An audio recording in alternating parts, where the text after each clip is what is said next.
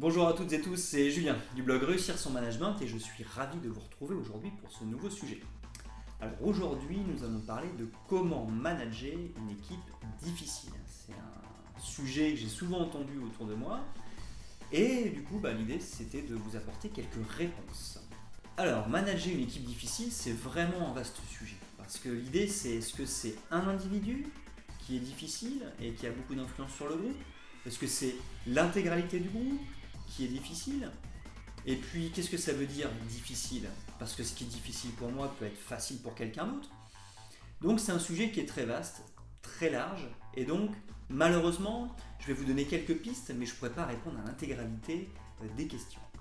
Alors, comme je viens de le dire, on comprend assez facilement que pour manager une équipe difficile, il va déjà falloir comprendre ce qui se passe. Je pense que c'est la première chose. Je vais donc évoquer 6 points pour vous aider au maximum à manager des équipes difficiles. Alors, une équipe difficile, ça ne veut pas dire grand-chose. Pour moi, on pourrait considérer une équipe difficile, c'est-à-dire que c'est une équipe ou un individu qui bloque et qui n'avance pas, voire qui recule et qui sabote l'entreprise. On pourrait dire que c'est un peu ça de manager une équipe difficile. Alors, l'idée, ça va être de comprendre le point de blocage. Et ça, c'est le premier point. C'est-à-dire, il va falloir écouter tous les collaborateurs de notre équipe pour comprendre quels sont les points de blocage. Donc à travers les différents entretiens, on va comprendre quels sont les points de blocage, on va identifier les personnes qui bloquent réellement et on va identifier les personnes qui ne bloquent pas. Ça c'est essentiel, donc on va comprendre les points de blocage, ça on sait tous que si on identifie les points de blocage, on pourra agir dessus facilement. Si on identifie les personnes qui bloquent, on sait quelles personnes vont avoir besoin d'un accompagnement plus important. Et puis savoir les personnes qui ne bloquent pas, c'est aussi essentiel parce qu'on va pouvoir travailler avec ces personnes pour qu'elles nous aident à aider les autres personnes et à accompagner les autres personnes. Ça va être important. Le deuxième point, ça va être aussi dans l'écoute, mais ça va être dans trouver l'émotion chez le collaborateur qui bloque. Parce que finalement, l'émotion peut être la source du blocage et qui fait que l'équipe est difficile ou que l'individu est difficile à manager. Je vais vous donner 3 exemples finalement avec les 3 grandes émotions. Une des premières émotions, c'est la colère. La colère, c'est une émotion qui apparaît quand la personne ne se sent pas respectée. Donc effectivement, on peut avoir des caractères difficiles, des caractères qui sont tout le temps en colère, ça peut arriver. Donc ça, c'est un caractère qui est difficile, c'est des équipes en colère sont des équipes difficiles à manager. Et comme c'est lié au manque de respect, il va falloir remettre du respect. Donc il va falloir comprendre pourquoi, quel a été le point de blocage, c'est-à-dire quel a été le moment où l'équipe ne s'est pas sentie respectée. Faire en sorte qu'on remette en place du respect, donc nous avoir une attitude respectueuse bien évidemment. Et puis suivant le point de blocage, par exemple l'équipe est en colère parce que sur un projet elle n'a pas été écoutée ou entendue sur un projet, l'idée c'est comment est-ce que je peux les amener à les réimpliquer ou à les réengager dans ce projet-là pour qu'elles se sentent respectées, c'est-à-dire écoutées et entendues sur ce sujet-là. Voilà, c'est ça qu'on peut faire concrètement. Donc ça, c'était pour la colère. On a aussi la peur. La peur, elles ont peur de quoi? Il va falloir identifier de quoi ont peur nos équipes. Il y a un changement qui est en train de survenir dans l'entreprise et les équipes ont peur de perdre leur travail, par exemple. Là, les équipes peuvent être effectivement dans des situations de blocage, dans des situations où les équipes elles sont très difficiles à manager parce qu'elles ont peur de perdre leur travail. Donc l'idée, ça va être de leur dire que, par exemple, si c'est le cas, qu'elles ne s'inquiètent pas, elles vont garder leur travail. Alors là, il faudra voir comment est-ce qu'on pourra s'engager et les rassurer au maximum pour qu'elles nous croient sur le fait qu'elles vont garder leur travail. Si par exemple, malheureusement, dans une situation où c'est possible qu'il y ait le risque qu'elles perdent leur travail, il faudra mettre en avant certaines choses comme, ne vous inquiétez pas, vous serez accompagné soit à travers des formations, soit financièrement, mettre un maximum de choses pour les rassurer au maximum. Voilà. Une équipe qui a peur et qui est difficile parce qu'elle a peur, il faudra la rassurer. Et enfin, dernier point, ça va être une équipe, par exemple, si on détecte une émotion qui est la tristesse. Effectivement, la tristesse est une émotion qui peut aussi bloquer les équipes. À un moment donné, un exemple qui n'est pas très réjouissant, mais imaginons un collaborateur vient de décéder. Toutes les équipes elles sont forcément anéanties et elles sont en blocage, effectivement. Donc là, ça devient difficile à manager. L'idée dans la tristesse, c'est qu'il y a un deuil à faire, c'est-à-dire qu'il faut accepter le manque, faire son deuil pour rebondir. Là, il faudra effectivement aider les équipes à faire leur deuil. Alors il faudra se montrer à l'écoute, compréhensif, pourquoi pas mettre en place un accompagnement de la part de psychologues par exemple. Voilà. Tout faire pour faciliter le deuil. Alors j'ai pris un exemple assez dramatique, mais il peut y avoir des tristesses, voilà, parce qu'un collaborateur, sa mission va changer et qu'il aimait bien travailler dans un autre service et là il change de service, il est triste. Il faudra accompagner ce deuil qui est un deuil quand même. Il faudra accompagner ce deuil en étant encore une fois à l'écoute, en l'accompagnant, en recevant ce qu'il nous dit et puis si besoin en le faisant accompagner à travers des formations, voire effectivement un psychologue si vraiment il y a besoin. Voilà, donc l'idée c'est d'accompagner les collaborateurs dans leur démarche de deuil. Donc si je dis tout ça, c'est parce que certaines fois, effectivement, les équipes ou un individu sera difficile à manager parce qu'il y aura une émotion qui sera là, qui va bloquer effectivement la mise en mouvement, qui va faire que la personne freine. Si on est à l'écoute et qu'on reçoit l'émotion, on va être en capacité de mieux comprendre et de mieux agir pour débloquer finalement la situation. Alors souvent, j'entends aussi qu'il est difficile de manager des caractères forts. C'est pareil, c'est assez large et c'est très vaste. Alors pour moi, un caractère fort, c'est quelqu'un qui sait s'adapter. Parce que pour moi, c'est beaucoup plus difficile de s'adapter à quelque chose que de ne pas s'adapter, que de freiner des deux pieds.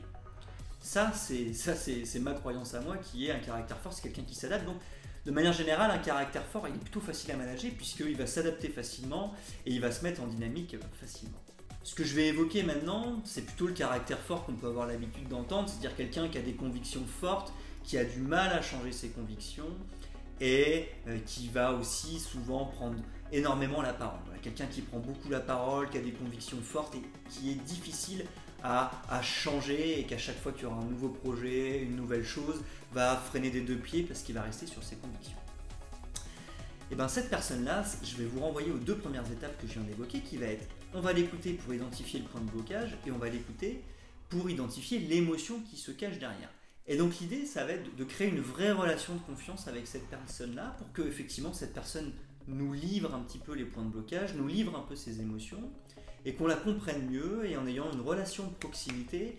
L'idée, ça va être de faire sauter la carapace pour que la personne se montre telle qu'elle est et qu'on puisse agir comme on l'a vu soit sur l'émotion, soit sur la situation de blocage et faire avancer cette personne-là. Le quatrième point aussi souvent, c'est une équipe difficile, ça peut être aussi, alors ce ne sera pas une équipe, ce sera plutôt des individus en difficulté. Et quand je dis en difficulté, c'est des difficultés assez graves, où par exemple, ça peut être des personnes qui sont alcooliques ou qui sont droguées. Alors ça, c'est un sujet qui est compliqué, parce qu'effectivement, c'est difficile de manager ce type d'individu. Alors je ne vais pas pouvoir beaucoup vous aider, si ce n'est de vous dire, n'hésitez pas à vous faire accompagner. Alors je vais en reparler. Premier point, déjà, ça va être de comprendre que la personne est en détresse. Une personne qui est alcoolique, effectivement, on peut des fois se moquer un peu de ce genre de personne, mais ce qu'il faut comprendre, c'est que c'est une vraie détresse qu'il y a derrière, et que cette personne, elle est en détresse et qu'elle utilise une béquille pour avancer dans la vie, et cette béquille, c'est l'alcool ou c'est la drogue. Déjà, comprendre la détresse, c'est avoir un peu plus d'empathie vis-à-vis de cette personne-là, parce que si on n'a pas d'empathie, on va l'exclure encore plus, et si on l'exclut, il y a de grandes chances que cette personne continue à consommer de l'alcool ou de la drogue. Donc déjà, c'est bien de comprendre qu'il y a une détresse derrière. Le deuxième point, ça va être aussi, alors pour moi c'est assez essentiel, c'est d'assurer la sécurité de cette personne. Imaginez quelqu'un qui est alcoolique et qui monte sur un échafaudage. Il y a un vrai risque qui tombe. Donc il faut assurer la sécurité de cette personne, assurer la sécurité des collègues, que la personne ne puisse pas avoir des mouvements qui puissent mettre en danger les collègues, voire les clients si vous recevez des clients dans votre activité. Ça, la sécurité, elle est essentielle. Alors là, il faudra agir effectivement en termes de sécurité. Alors ça peut être muter la personne dans un autre service si c'est possible, ou là, elle ne mettra pas en danger les personnes qui l'entourent.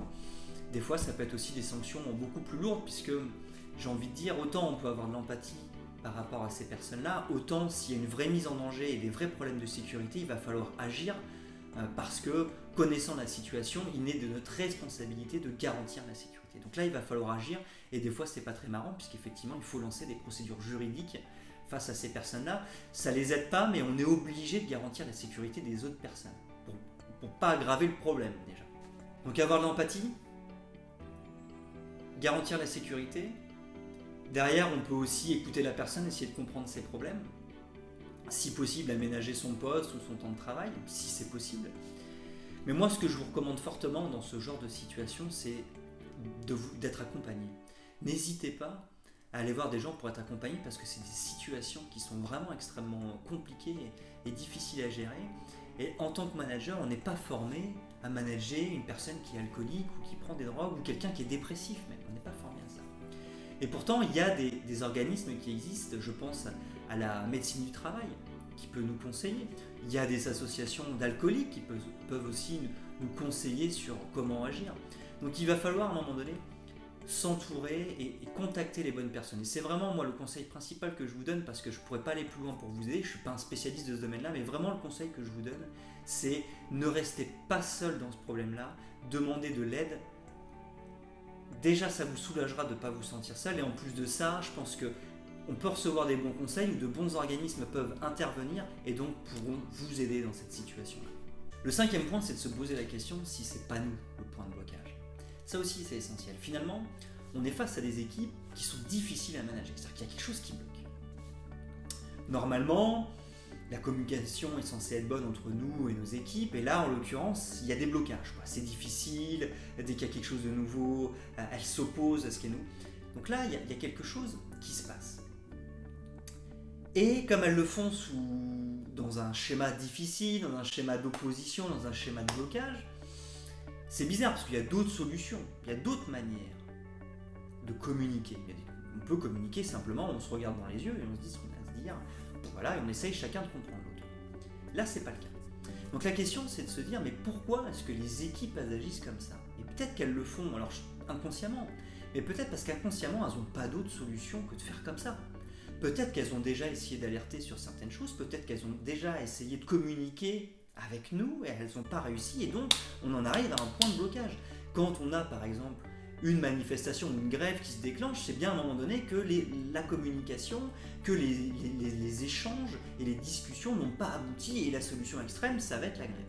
Donc on voit bien, sans en arriver là, que le blocage, quand l'équipe devient difficile, c'est qu'à un moment donné, c'est une des dernières solutions qu'elles ont pour exprimer un point de vue. Donc, peut-être que nous, ça c'est difficile de se le dire en tant que manager, mais il est certain que peut-être que le blocage il vient de nous, peut-être qu'elles nous ont dit des choses qu'on n'avait pas reçues, qu'on n'avait pas entendues et qui sont vraiment importantes pour elles. Et si c'est vraiment important pour elles, peut-être que c'est justifié, je dis bien peut-être.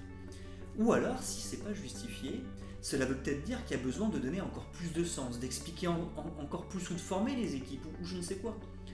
Donc il va être essentiel de se poser la question, de se dire mais est-ce que le blocage c'est pas moi? Parce que si finalement les équipes campent sur leur position et sont devenues difficiles, c'est peut-être parce que nous aussi, nous campons sur nos positions et nous ne changeons pas.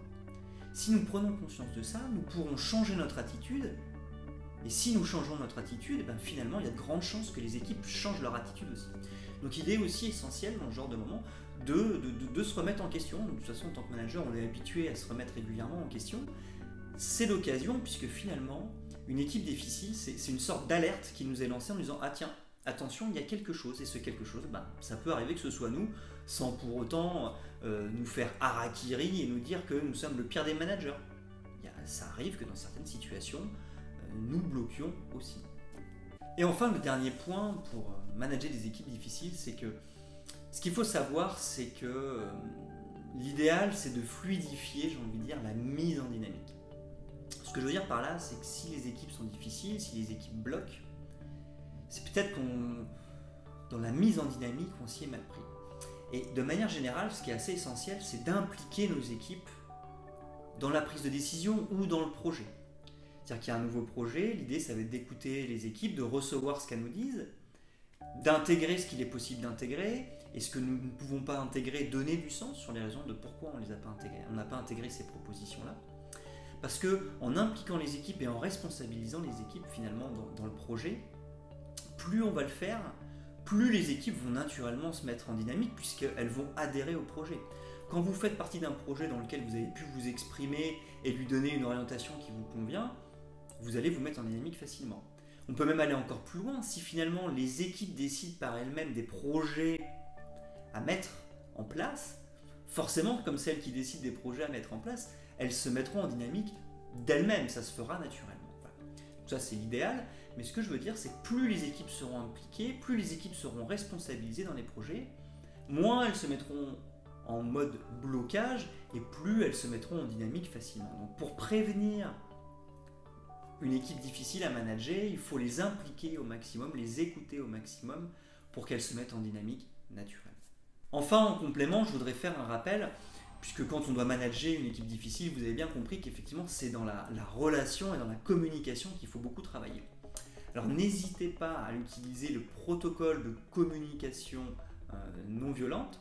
C'est un protocole qui permet de s'exprimer et qui permettra aux collaborateurs de s'exprimer de la meilleure des manières possibles. Alors c'est un protocole, je vous invite sous la vidéo, vous trouverez le lien de mon article et dans cet article vous aurez le lien pour consulter le protocole de communication non violente. Voilà, l'idée ça va être de faire part de l'observation, de faire part de son ressenti, de faire part de ses besoins et de ses attentes. Et une fois qu'on a fait part de tout ça, effectivement, on s'est exprimé de manière très claire. Je vous remercie de m'avoir écouté et j'espère que ce sujet vous a plu et vous a aidé. Je vous invite à retrouver mes autres sujets sur mon blog Réussir son management. N'hésitez pas aussi à vous abonner à mes réseaux sociaux pour rester informé de mes dernières parutions. N'hésitez pas aussi à vous abonner à ma chaîne YouTube. Je vous dis à très bientôt pour un nouveau sujet.